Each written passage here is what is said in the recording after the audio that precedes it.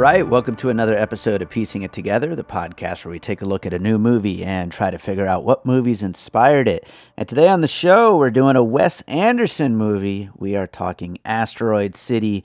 I think this is only the second time we've ever gotten a chance to cover Wes Anderson on this podcast, and I am a big fan of his work. Although, as we'll get into the conversation, I do feel this one's a little bit on the lower end of his filmography, but still a lot to talk about. And joining me is Jason Harris from Awesome Movie Year. We got a bunch of puzzle pieces to get into, so we got a fun conversation coming up. Before we get to it, I do want to remind you, as always, to make sure you are subscribed to Piecing It Together wherever you listen to podcasts.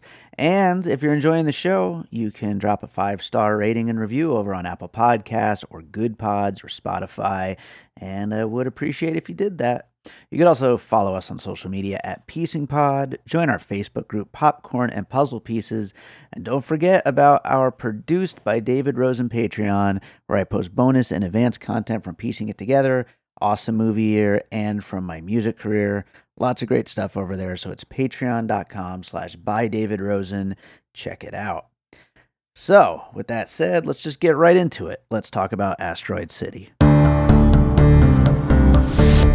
Jason Harris is back with us for a full one today. We're talking Asteroid City. Jason, how's it going? David Rosen was a podcaster in the aughts. He followed it up by pushing forward the boundaries of audio recording all the way through 2032, where he met his untimely demise, falling off of a building and impaling himself butthole first onto a spike. Let's take you back to those beginning days.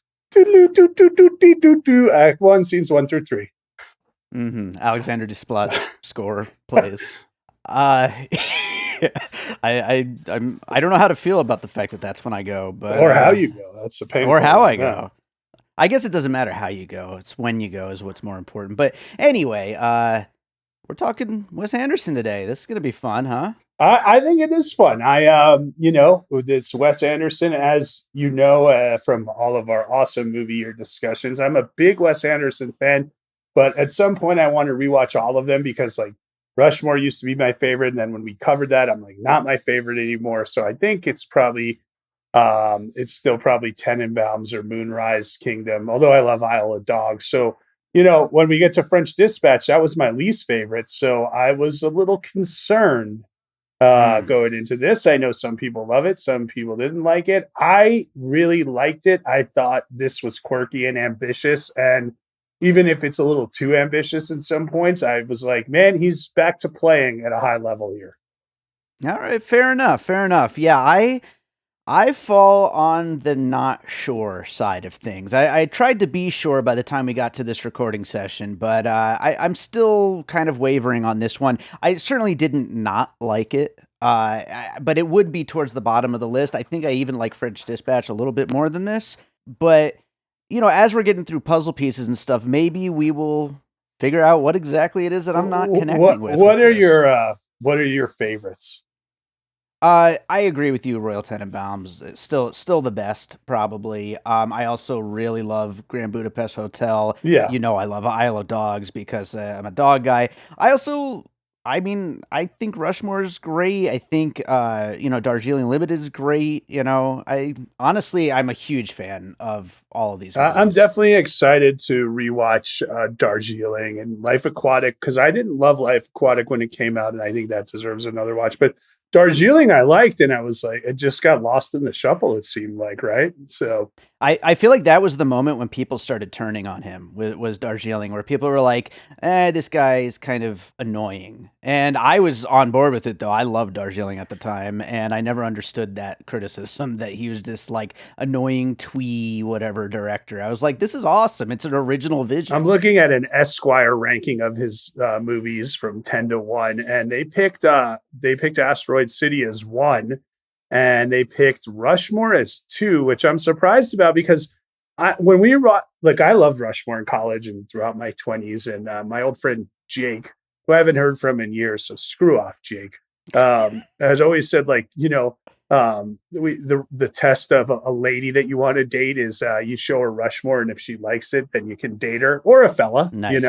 Sure, sure. but I feel like now if you watch Rushmore, Max Fisher is extremely unlikable, and in a lot of ways just crosses a lot of lines that you're like, why are you doing that, bro? And it's not as much fun as it was back in the day. You know who is likable? Jason Schwartzman in Asteroid City. I thought he was like the shining like aspect of this film. I think he's so good I here. agree. He and Scarlett Johansson both just killing the game on this one. Absolutely. Well, we'll get into a whole lot more about Asteroid City and what goes down in this movie as we're going along. But what do you have for your first puzzle piece? Well, Dave, I mean, like, let's take it off right away. Other Wes Anderson movies, right? You know, he's dealing with Yep. similar themes here. So, you know, you can pick the ones you want, but like Moonrise Kingdom, I think is a fair one because you know these are junior stargazers, and as opposed to Sure. like you know kind of a scout troop going out there. The dealing with a loss of a mother, I think we know from Royal Tenenbaums and everything like that. So I just wanted to first I had to say like he's influent, and then even you know there's this is about a play, so we get back to Rushmore there and everything. So I Sure. think he's playing with a lot of themes that he's already played with at this point in time. Yeah, absolutely. And I'll add into your puzzle piece there, you've got the French Dispatch because of the newspaper Right. as a framing device, and here it's a TV show, and then a TV show about a play even. And then you also, you talked about the loss from Royal Tenenbaums, but also, kind of just that melancholy vibe. You can also extend that to the Life Aquatic as well. So yeah, he's definitely dealing with a lot of similar themes to what he's dealt with in the past, and I think he's maybe kind of looking at those themes and kind of like trying to refigure them out all over again. And I don't know if that's what is not working for me because it almost feels like what stepped away from this movie, walking back to my car after the movie was over, was that he didn't know what to think about his previous films. Like that's kind of what I got out of Mm. this. I mean, I think, you know, I was going to say Life Aquatic because there's an element of space here, and Life Aquatic's all about underwater. So Yeah, you often pair those together. And then I think you could also say, you know, the Steve Carell character is kind of like the opposite of a Ray Fiennes character in Grand Budapest in some ways, yeah, right? So that's there's true. really, you know, hitting a lot of themes he played with. But I see, I mean, if your argument is like he's doing that, but he's not as focused in because he's doing so many of these things. I could see why that would be kind of harrowing as a viewer. To me, what I thought was like, this is interesting because there's like, you know, the same way French Dispatch used like that kind of newspaper as like a backbone to get into the stories. We have this Hmm. narrator character played by Bryan Cranston talking about how the play came to be, and then we see elements of the play, and then we see some backstage stuff at the play. So I was like, huh, he's really playing with the form here of all these different elements that go into it. But sometimes you just wanted to stay in Asteroid City, you know, as opposed to the play behind the scenes of Right. Asteroid City. Yes, absolutely. I agree. I will go to another piece, step away from Wes Anderson's own work for a minute, and this is definitely one of those ones that I bring up a lot on this podcast, but I absolutely have to today, and that's going to be Charlie Kaufman's Synecdoche, New York. We're dealing with a show, a play within a show, and that show is within this movie that we're watching, and the layers upon layers of meta-ness, they do start to blend together. There's like probably the best line of the movie is during the moment where Schwartzman is talking to Margot Robbie in her, one scene moment, and he says, "Hey, you're the wife who plays my actress," and it's like the fact that he's kind of getting it confused in that moment. It kind of to me felt a lot like in Synecdoche, New York, as Philip Seymour Hoffman's character is starting to kind of lose the grip of exactly which version of himself he's dealing with at any given I moment. think that's fun. I mean, there's another line. I think Tilda Swinton says it, where she's like, "I never had kids. Sometimes I wonder if I wish I should have had them." You know, Yeah, and it yeah, is playing with that. That Margot Robbie scene is a stunner, man. She just comes yeah. in and just lights that thing on fire right there. You know, so when you're talking about that, I have a couple of pieces that we're talking about, like the framework of a story, what's going on stage and on screen, or off screen, or on stage and off screen. We covered The Last Metro, the Truffaut movie, Sure. and awesome movie year in the 1980 season. And then also, what I thought was so interesting about that is different circumstances, but the playwright or the director had to, and the playwright had to live um, inside the playhouse underground. And he was in hiding, right? Because it was during a Nazi occupation. And here, the director, played by Adrien Brody, who we all know and love from Darjeeling Limited, is Sure. also living in the playhouse, but he's living there because he's going through a divorce and he just uses his crew to service all of his needs. But one other thing, we keep talking about acting in this, like, dude, Hong Chow comes in for like one scene and just is like, yo, I'm gonna mic drop you. And she is just, I don't know if there's a better actress today than Hong Chow right now. Yeah, she's absolutely killing it, and yeah, I mean that speaks to like what I like most about Asteroid City is the performances. Like I already brought up Schwartzman, but yeah, Margot Robbie as well, Hong Chow, they're And great. the kids, The he's kids are great good at too. with the kids. He's great at we saw that in Tenenbaums, where he's very good, and Moonrise Kingdom, at working with child actors, and here they hammer it. Yeah, absolutely. I will go. I mean, this kind of goes along with some of the same themes that we're talking about here, but I'm going to go with Birdman for another piece here, as far as the blending the different layers of the reality of the film together, and kind of the capturing that high wire act of anything can happen in live theater, and there's no telling what's going to work and what's not going to work. And to me, it felt like it was kind of capturing that whole thing. You could see a version of this movie that's done with like the faux, one shot kind of thing. Like I could see that like working here. I'm And so to that glad he point, didn't do that. oh yeah, I know. But to that point, did you notice like it's still obviously very Wes Anderson-y in the way that everything's shot, but there's a lot more movement going on in this movie. I felt like a lot of camera He's tricks. definitely moving the camera and going from subject to subject and even scene to scene, in those like meticulous sets like he had in Zissou and Grand Budapest, I'd say. So yeah, I mean, it's beautiful. Whether you like the movie or not, like I think like it's a beautiful movie. And I like sometimes he gets knocked for like, oh, his set design is so designed, but I kind of loved how fake the setting looked in this one. Yeah, absolutely. I mean, it captures it being a play, and also it's like the a play within a show within like we're dealing with different levels and layers of fakeness that kind of create this kind of vibe that he's going for here, and so it definitely makes something that's a little bit different from his other films, but is its own thing for sure. So, what do you have for your next piece? So, Dave, let's just finish up this little bit on, you know, uh, media within media of different types, because I've mentioned this before on other piecing it togethers, I think, and it was another one of those.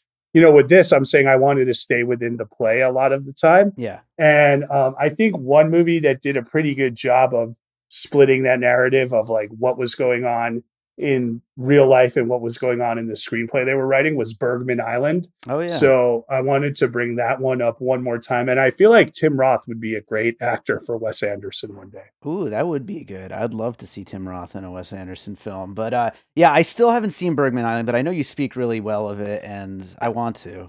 I don't love it, but I like it. I think the setting's great. I think they, again, were ambitious and attempted something, and for the most part succeeded. And is it Maya Wachowski who's the Yeah. young female in there? She's really good in it again. So I just think it's one of the more original movies of the last 5 years, and I would recommend watching it. So I will go for my next piece. We're talking about how visually interesting this one is. I mean, it's the most fake looking, like we said, although certainly on purpose, and everything looks like sets and lots of painted backgrounds and things like that. I was just going to go Looney Tunes for a puzzle piece here. I mean, this feels very cartoony, and obviously, Wes Anderson has done stop motion before, but this being live action, it's definitely a different thing. But the whole, the sets, the setting, a lot of the characters, everything just feels kind of live action cartoon in a way here. I mean, if you stay through the credits, I think there is a little roadrunner that runs across the Yeah, screen, and this is definitely a Wile E. Coyote roadrunner type setting, which I think he shot this in Spain, if I'm not mistaken. yeah, So I it's believe kind of so. cool that he's doing that and making it look like American Southwest, right? I So genuinely thought when the car was driving away at the end that it was going to crash into a board, like just a painted background, which would have been totally Looney Tunes. yeah, that was a good last shot when you're talking about camera movement, how he kind of starts somewhere and then kind of moves over and then the subject has moved again and it's like, you're getting three elements in one to close out there. For sure. Um so I mean, we can talk about elements of the look. One thing I thought of was the original War of the Worlds, which we covered in our 1953 season. Sure. The Alien, I think, is definitely almost an homage to that, where it's like got those long, slender arms and those big hands, and even the way it like kind of pops out of the spaceship to begin with is it's definitely got some referential stuff to War of the Worlds. Yeah, I think that's a good one. It's also a great transition into another piece I was going to bring up, which is Tim Burton's Mars Attacks, which itself aliens inspired by the monsters and aliens of the 50s. And yeah, I mean, the fact that we're getting an alien in a Wes Anderson movie, I do love. I'm totally on board with that. And it is a really interesting, weird, like goofy design. But, with the stop motion and all that, it's really cool. Yeah, so I'm gonna do a spoiler here, but the alien is that stop motion creature, and then when we get back to the play, we see the person playing the alien, which is Jeff Goldblum, Yes. who talks about his motivation of playing the alien in one of the great like quick walk-ons. He's there for one scene, and I love that. His motivation for being the alien. The other thing that alien brought to my mind, I was thinking because like the whole movie is like you said, it's real actors and kind of quote unquote real sets or whatever, or even if they're built sets, that's the only animated bit in the movie, right? Sure. So I was thinking of the sequence from Savage Steve Holland's Better Off Dead in the 1980s, where you're just in it and you're in it and you're in it. And then I think Ain't Talking About Love comes on and we're in a claymation sequence and you're like, I don't know what's happening, but I'm going with it. And it's just wonderful and lovely. And that's what that definitely reminded me of. I don't think I know what that is, but I would probably love it since I You love don't know Better Off claymation. Dead? I don't think so. I No. think it's like one of these again, John Cusack teen movies. It's a classic 80s movie where like, oh, you can't beat, Chad in the ski race. And it's Right. all about that. And it's awesome. Savage Steve Holland's one of the great 80s movies and teen directors. So That's awesome. That's a great piece. Then I love it. I will go with Groundhog's Day for my next one. And this one is it's more just like an idea. I don't know that it's like a necessarily a real influence here, but to me, the idea that this is a play tells me that this is all going to repeat again. And the way that these characters are kind of bringing in the actors within the movie, like the actual actors playing the play, they're bringing in their own senses of loss and grief and whatever the shit is that they're dealing with into their performances. You get the idea that each night after night that they try to do this play, it's going to be slightly different, and that kind of like leads into Birdman as well, which we talked about earlier. But I was thinking Groundhog's Day just for like the idea of one of these kind of it's going to happen over and over again kind of movies. yeah, so obviously we know these time loop movies are big, and I think you could even, if you want to go there, you could go with Palm Springs because of the setting itself of the play, and it's Yeah, got yeah. that look. But I like movies about plays because I do like that element of like how do we refine and change it. I went with a different idea, perhaps the same. You got to reference Spielberg here. I'll let you take the spaceship and do what you want with it, but Right. the idea these people are stuck and they're quarantined and they're stuck in a place that they don't want to be stuck in brought to mind The Terminal, which is a Mm, beloved Spielberg film that maybe wasn't as beloved in the theaters, but big numbers on the cable television there, Dave. And yes. also, when you think of Wes Anderson and these meticulously designed sets, I mean, that might be one of the all-time most meticulously designed sets. Spielberg basically had an entire airport design that he could work through and work with for that movie. Yeah, I And know. Tom Hanks. And Tom Hanks, yeah, absolutely. I love seeing Tom Hanks here.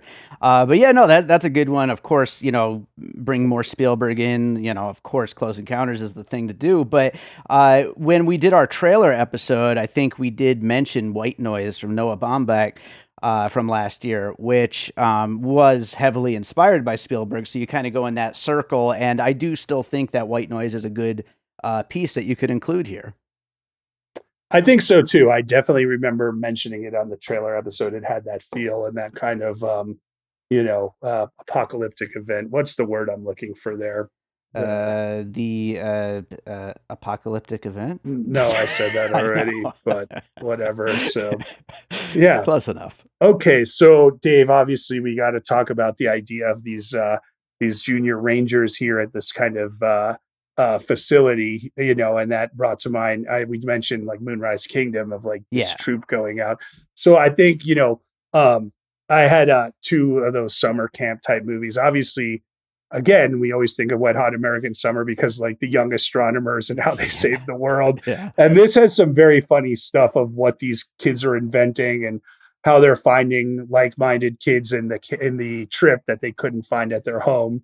So, and then you could pick any camp movie, but I mean, there was an '80s teen movie, Space Camp, where the kids are training for camp and then have to go and save the world in space. So I went with that one. Those are both great, and I can't believe I didn't think to bring Wet Hot American Summer into this because yeah, you're totally right. Like with these kind of like weirdo kids going and learning science and doing all their little experiments and stuff. So that's a great one in Space Camp too. So I love that. I go with my last piece here. Probably too new also to be a puzzle piece, just like White Noise, but I'm going Everything Everywhere All at Once for my final puzzle piece. With the everything bagel, standing in as our lesson that, it's all meaningless and everything everywhere all at once. And to me, like that was the big thing about Asteroid City is it feels like, the thesis of this film is that it's all kind of meaningless and empty. And that's like kind of what Wes Anderson landed on here. And so that theme kind of tied back to everything everywhere all at once for me. Well, I guess that would be the opposite of the theme of Everything Everywhere All at Once, right? Well, yes, it eventually ends up becoming, but the theme of its villain, what she thought. So yeah. Dave, how come we're able to roll through these and bring so much heat with them? And then I listen to other piecing it together and they're like 6 hours long and you guys do three pieces. When did that happen? I don't, I don't know if that's Maybe it just feels like they're 6 hours. I don't know what you want from me. Hey, So. make sure you fill out the survey right now for piecing it together and mention that. So that way I'll keep that in mind. All right. Make it shorter. Yeah. Well, speaking of keeping it shorter, I think that's a good place to wrap it up. Let's run down the list and then we'll get into some closing thoughts. We, of course, kicked it off with a bunch of Wes Anderson movies. We went to the Synecdoche, New York, The Last Metro, Birdman, Bergman Island, Looney Tunes, The War of the Worlds, Mars Attacks, Better Off Dead, Groundhog Day, The Terminal, and a bunch of Spielberg, White Noise. That brought us there. Wet Hot American Summer and Space Camp, and then Everything Everywhere All at Once. I think we talked about a lot of the things that were like kind of my issues with the movie and the things that I liked about the movie. I'm still just very mixed on this one, and I do hope that rewatch, because I do want to rewatch all of his movies eventually. I've been talking about that since French Dispatch came out. I just haven't had the time. I will definitely rewatch this and see where it kind of lands for me after that.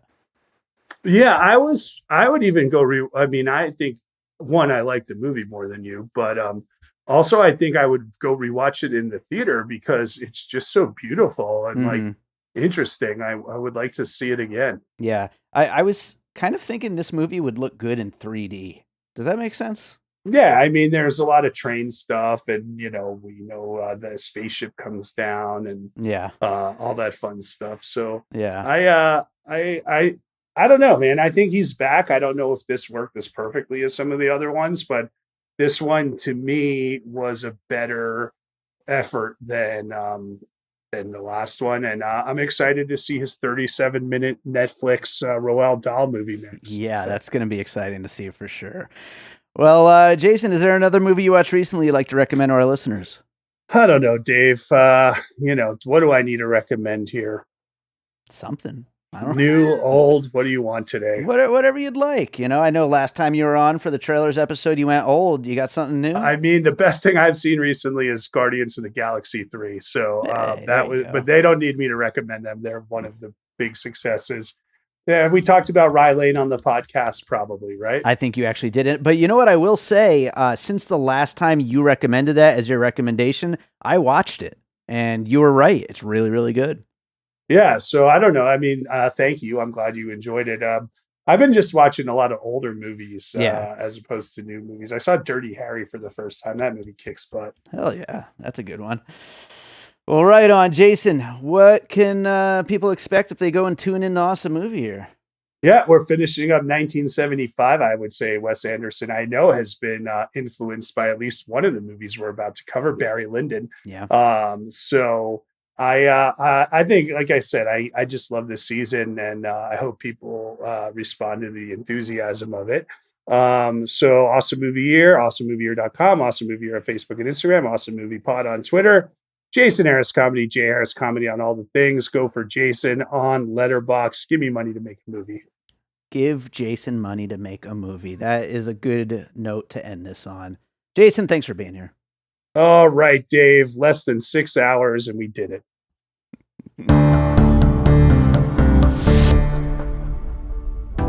I'm Josh Bell. And I'm Jason Harris, and we co-host a podcast called Awesome Movie Year. Each season, we take a look back at an awesome year for movies, which is every year. We deep dive into these specific years, and we pick out why they were such great years for films. We go over the biggest hits, the biggest flops, the best pictures, some personal picks, some cult classics.